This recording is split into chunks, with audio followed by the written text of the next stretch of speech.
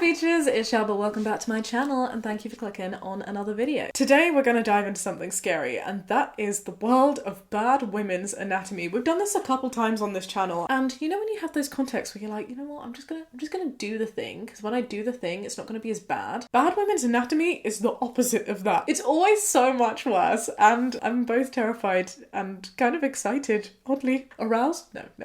So, shall we learn more about women by learning what not to learn about women? Although the tag we're exploring is called Bad Women's Anatomy, this is of course an inclusive safe space, and some of the things discussed in here, particularly relating to body parts, are not just confined to women. In fact, some of them don't even relate to women, particularly when we're talking about things like wombs. Just a little inclusive reminder that men and non-binary people are included with some of the things that we explore today, and not all women will be. Shall we see? Oh, we have a text post. When I was about 13 to 14, my mum used to tell me not to shower or bath with hot water whilst on my period because it would cause me to have a heavier flow and more painful cramps, especially for the first 2 days. I've always had the opposite. Heat, baths, these are all things that are recommended to help you with your cramps, and I don't think any kind of pain relief management affects the flow. Is this actually true? Has anyone heard of this before? I think it has to do with the fact that if you cut yourself and hold the cut under warm water, the bleeding will get worse. Will it? I was an idiot when I was younger, and when I first learned how to shave, no one taught me. I was just like, razor, okay. I was like, how do I get the hairs off this thing? And I kind of wiped the hairs off sideways,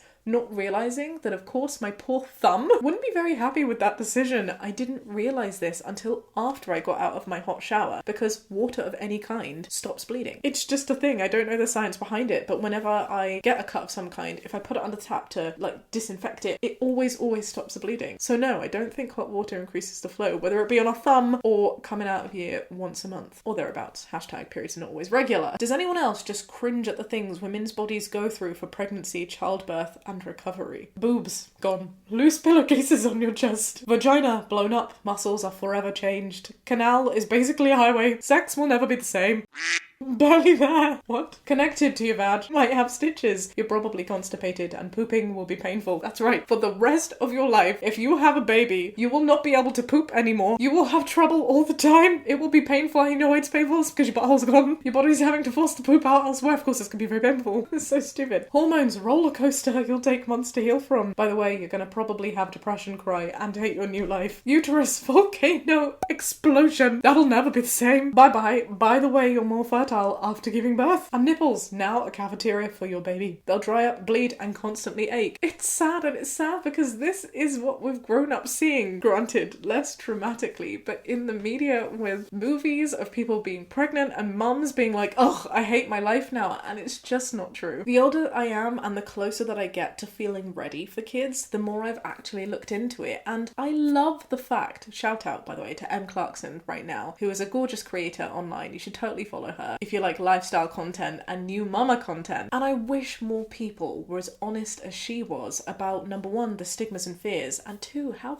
freaking wrong they are. Yes, some people through birth do have a problem where they need plastic surgery reconstruction of the downstairs areas, but that's not everyone's experience. Yes, hormones are a funny thing, but you know what? They're a funny thing before pregnancy, and they're a funny thing after pregnancy, or if you don't have pregnancy, they're a funny thing during menopause, they're a funny thing during puberty. You can't control these things. If you want to say that boobs are loose pillowcases, I'm sorry for you. Sure, sometimes they leak a bit, and they're absolutely a little cafeteria for your baby, because guess what? Your body has just made a life, and that's not cringe. That's beautiful and epic. And in my opinion, when I've seen mama's boobs, it's one thing that they seem to really enjoy because they're so big and voluptuous, and I'm kind of looking forward to that. And you know what else I'm looking forward to now? Thanks to people like Em who share it online, I'm looking forward to being a mama, because it's not that your life changes for the worse and you've got this big ball and chain on you and that you can't do anything for yourself. All of the gorgeous yummy mummies, new yummy mummies in my life have shown me that having a kid is actually a really wonderful thing. They're all loving the experience, and all of this fear that for some reason people think it's appropriate to be like, oh, you're having a baby, congratulations, by the way, your life is ending. It's just not true. It's not the emphasis that you have to have. Growing a family and being pregnant does not need to be a scary thing. I'm not saying it doesn't come without its complications. I'm not saying it doesn't doesn't come with a lifestyle change. All I'm saying is, maybe as a society, we need to stop fearing and putting down people who are going through something that is one of the biggest things anyone could possibly do, which is literally creating life. What is this? A shaper, a corset that is also a tummy tucker, a butt lifter, a thigh slimmer, and a waist trainer? Do you know, maybe this is good for like comedy parody drag queens. This is absolutely not how butts work. I don't know who thought this was a good design. Nobody should be trying to appease ridiculous, mainstream, unachievable beauty standards in the first place, but even if you were trying to do that, this is not the way. Imagine people 200 years from now looking back at this era of beauty standards.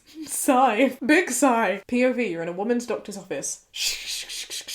That was a terrible sound effect, Shaaba. Why did you try? Pregnant. Try exercising. It's all in your head. Depression. Lose weight. Your period. Faking it. Anxiety. Wow. I have not seen something more true. This is such a call out. And I freaking hate the fact that I can relate to this. Oh, what is happening here? Applying a man's underarm sweat to a woman's lips can help women relax, boost their mood, and help regulate their menstrual cycle. Is there some scientific basis to pheromones? I'm trying to apply reason to something where I know reason does not exist. This is just friggin' ridiculous. I think I just threw up in my mouth a little.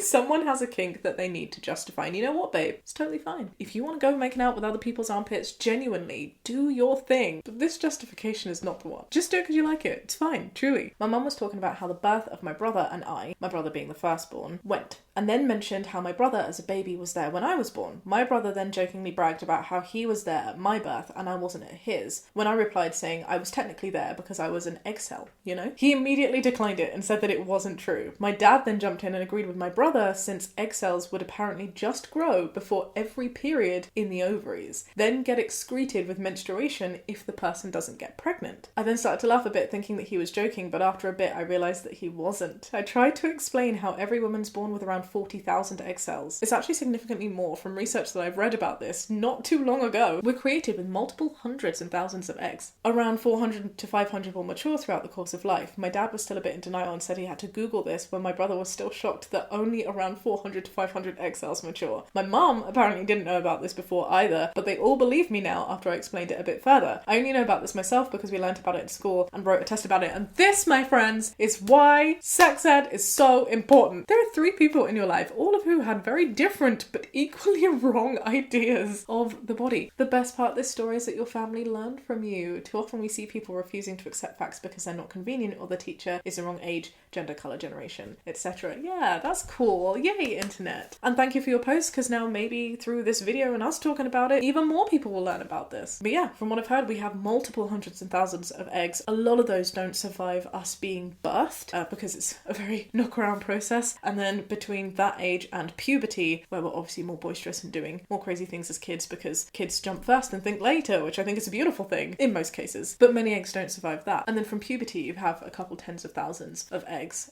which gradually decline, not very much, up until the age of 30. And at that point there seems to be a little bit of divisiveness in research. Most of the research then says that at 30, for every year, your egg count halves. So it goes down quite rapidly on the lead up to menopause. That's why people who have sperm can have babies forever, because it doesn't degenerate and you don't have an exhaustive pool initially like you do if you have eggs in your body. But there is some research that says that we don't know enough about it and it's just a bit of a fear-mongering technique that it goes down. I'm not sure how true that is though, because I do think our technology is really good, and it was only in the last year that I spoke to a baby clinic that told me about this halving. So take from that what you will, but yay to the internet for helping us learn. Why do women even need gynecologists? It's just another excuse for women to pretend their vaginas have so many problems and get the gender-oriented pity party they crave. In reality, it's little more than a social visit and a puff of perfume. This is unbelievable. Whoever wrote this knows, right, that gynecologists deal with the literal creation of life, like the mechanisms that create people. I wouldn't call that a puff of perfume. Also want to disclaim that if any gyno is coming to you and puffing perfume onto your bits, don't let them do that. It's not healthy. Why, internet, why? I'm seeing my gyno today. I should tell her this. Please do, and let us know what she says. She doesn't speak much. She just sprays vaginas with perfumes and yells, "Next!" If you practice just the right vulval exercises, you too can turn your vagina into a social butterfly. She can flit from conversation to conversation, tinkling laughter and witty commentary down onto everyone she lands on. Somebody has made the 2 words, socialite and vagina, make love, and vagilite is the response. And I agree, this absolutely sounds like some sort of sports drink. What is an innie vagina? I've heard people refer to vaginas as innies or outies, but what does this mean? No! This cannot be a thing. This makes me so sad. An outie is if you can see the inner labia because it's bigger than the outer labia. An innie is when it's all tucked away and unable to be seen. Why? Why? When there are so many cool things to be doing in this world, dancing, hanging out on the beach, going for a swim, hanging out with friends, listening to music, watching cool TV.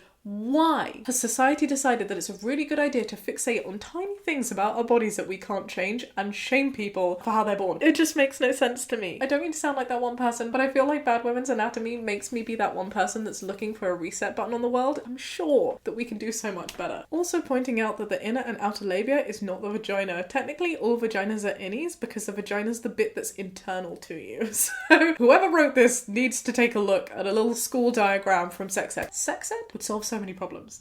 It's just a question. Boobs float. They are mainly fat and fat floats. Be right back. Just gonna run a bath for the wife for science. So what's heavier, a kilogram of steel or a kilogram of boobs? I could tell you which I'd rather have dropped on me if that helps. Someone else has very helpfully said, it depends on your shape, like if there's room for them to move up. But yes, this is so wholesome. I just got a hot tub and the best way to keep them clean is to use them nude. I was so surprised the first time I got in and my girls were floating. I'm happy for you. Must get annoying during skinny dipping, I'd imagine. Someone has said, handy if you can't swim though. Sadly, this is not the case. I don't think the powers are that strong, but I see where you're going. Maybe somebody needs to create like boob floaties to further emphasize the body's natural abilities. You know what? I've just given you two good business ideas here. Vagilite creators, boob arm float device creators. You could take them free of charge, I swear. Go. Well, you know what? Today's wasn't as bad as I thought it would be. I think for the first time, Bad Women's Anatomy has not broken me. If you have enjoyed this video, give it a thumbs up, subscribe if you'd like to see more, and I'll catch you next time with another video. Be kind and have a great day. Bye.